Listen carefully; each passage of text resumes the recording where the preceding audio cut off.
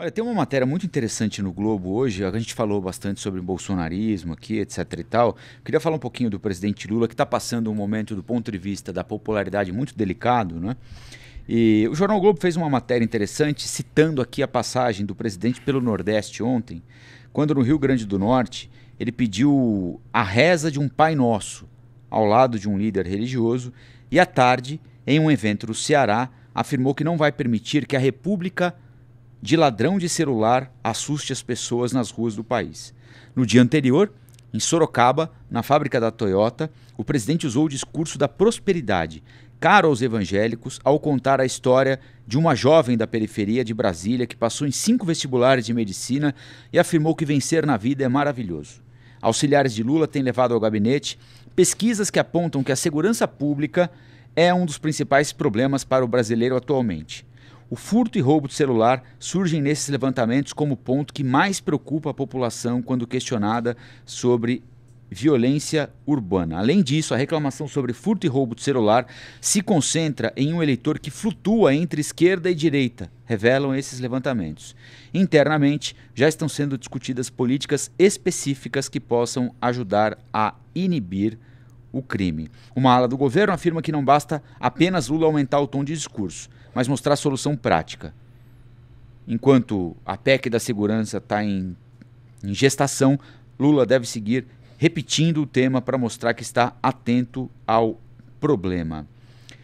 É por aí, Wilson, que o presidente consegue restabelecer minimamente a sua popularidade? Rezando, falando sobre segurança pública. É uma tentativa, né? Eu faço eleições há muitos anos, né? Principalmente aqui em São Paulo.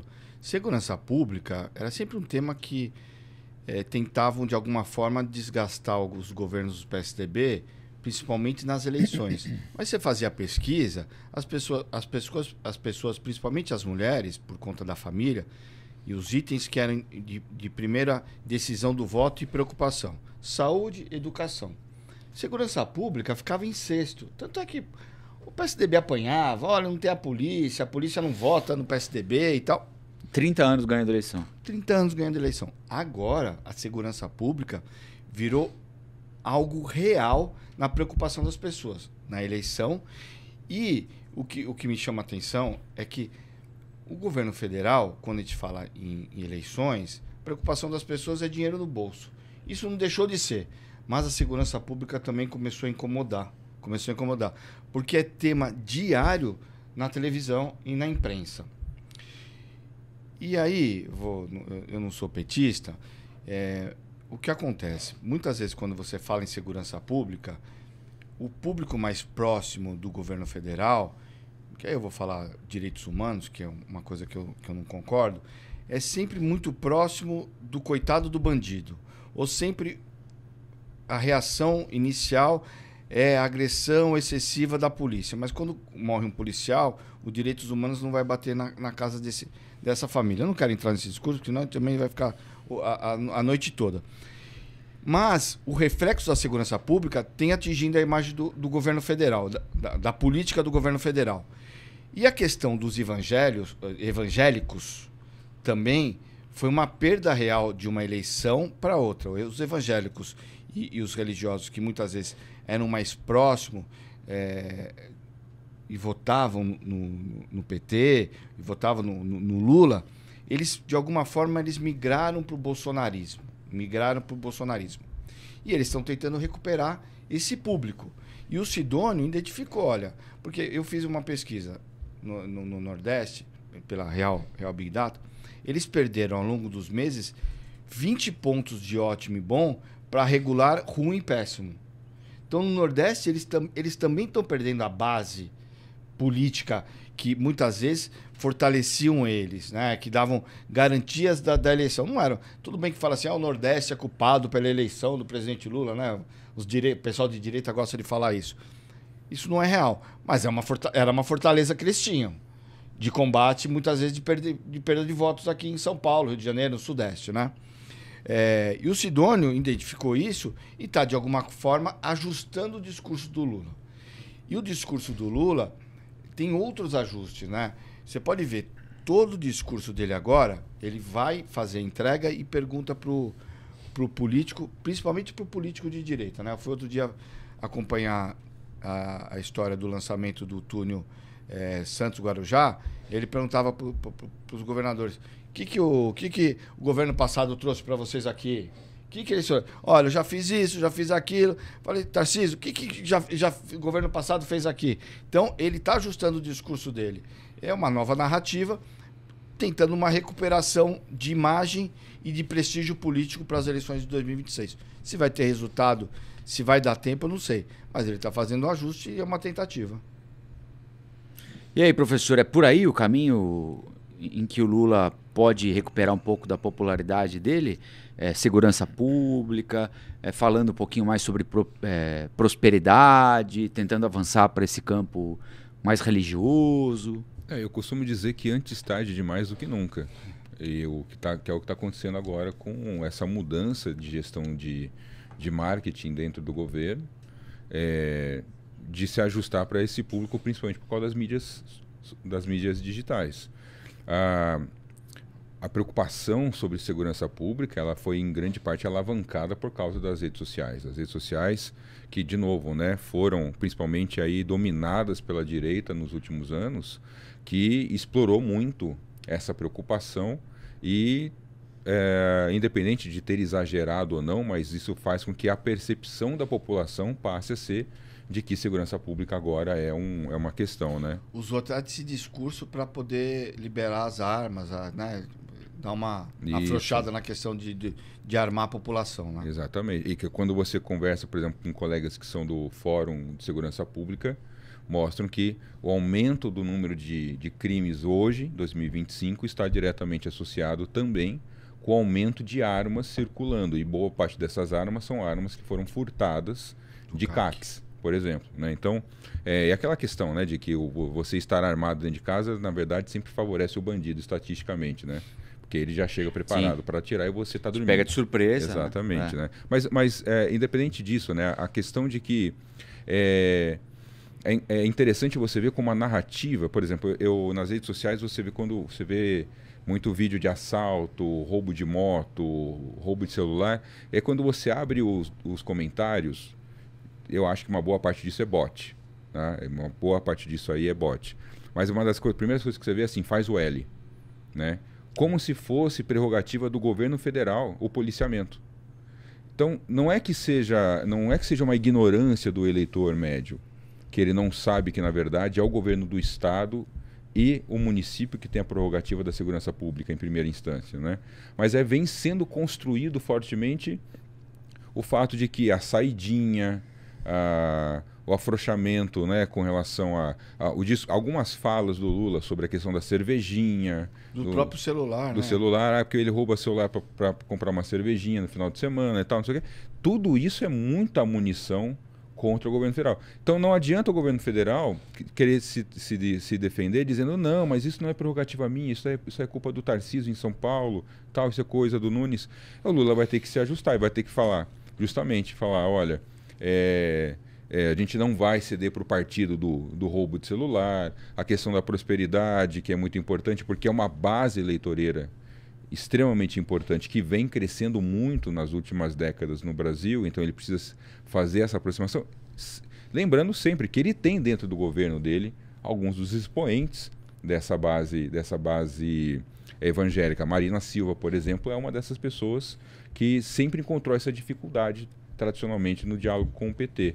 Então acho que eles estão tentando fazer esse ajuste, tentando salvar a popularidade, de olho inclusive nos projetos de lei que estão para ser aprovados agora nos próximos meses. Aí vem o governo faz esse esforço, aí vem o ministro da Justiça e fala o que falou da polícia, né? Não é a polícia, como é que é? Não é a justiça que solta, a polícia que prende mal, né? Pronto. Ou a justiça tem que soltar porque a polícia prendeu mal, ou seja, ele pode até ter um ponto de argumentação que deve ser utilizado em algum momento, mas quando ele solta isso assim... Falta media training. Falta media training para esses... E ele falou como presidente de sindicato dos juízes, né? Uhum. Assim, não é esse mais o papel dele, né? Ele não é mais um integrante do judiciário, embora tenha passado quase que a vida toda lá. Ele é ministro da Justiça e Segurança Pública, né? Sim. Ou seja, se há um problema aí, ele deve propor uma solução, uma alternativa qualquer, né? Mas foi mal demais, né? E não é real, né? Porque que nem essa semana teve lá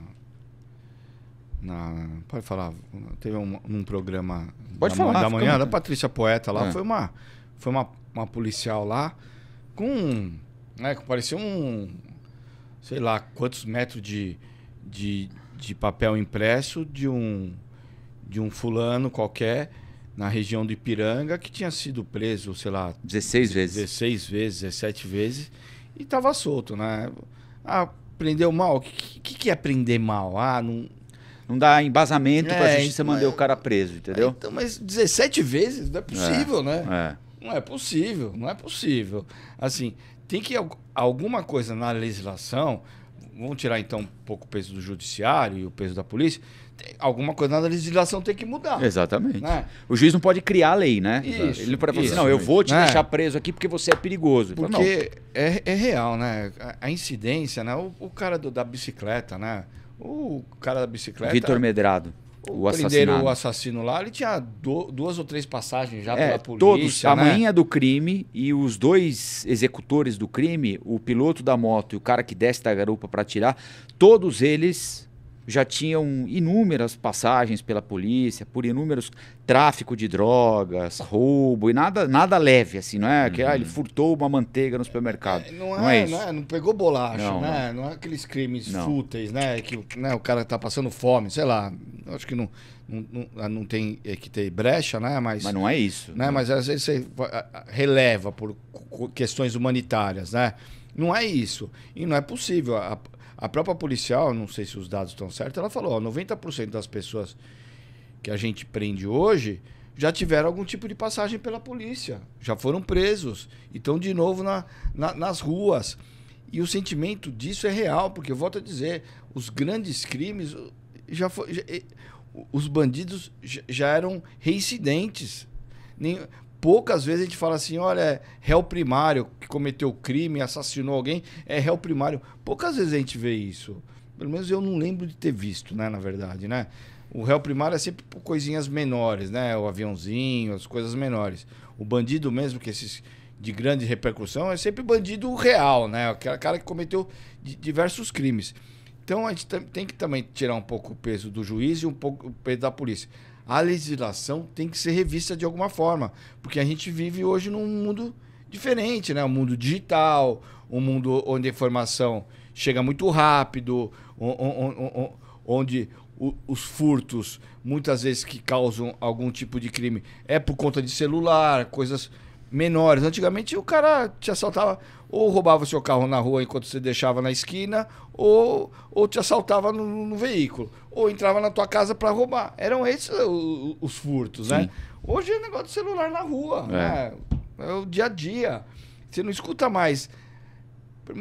Dificilmente você escuta assim, olha, roubou uma residência. Antes era uma coisa normal, né? Roubar residência, né? Furtar banco, explodir. É que acho que o risco hoje pro bandido fazer isso é muito maior do que ele pegar alguém, entrar no celular e tirar o dinheiro da conta. Isso, mas para ele é uma coisa muito mais, em tese, muito mais segura. Então, né? De quando que é a legislação? 1900 e alguma coisa, de bolinha? Não existia nem celular. Não existia celular. E a legislação pela a punição de ato de furto e roubo de celular está no meio de alguma coisa que era de 1930, 1920, eu nem sei de quando que é o Código Penal. Tem que rever de alguma forma, fazer uma emenda, né? Sim. Alguma coisa tem que mudar para proteger o policial que prende e proteger o juiz que muitas vezes acaba soltando por conta de algum vício ou algo que de dupla interpretação porque o direito existe dupla interpretação. Por isso que tem o cara de defesa e tem o cara que acusa. Que acusa, né? Mas aí você tem um negócio onde numa época que nem existia celular, aí fica mais difícil ainda, né? É isso aí. Olá, aqui é o Rafael Colombo. Gostou do que acabou de assistir? Se inscreva no canal Cortes do Flow News para os melhores momentos. Quer acompanhar os nossos programas na íntegra? Então se inscreva no nosso canal oficial, Flow News.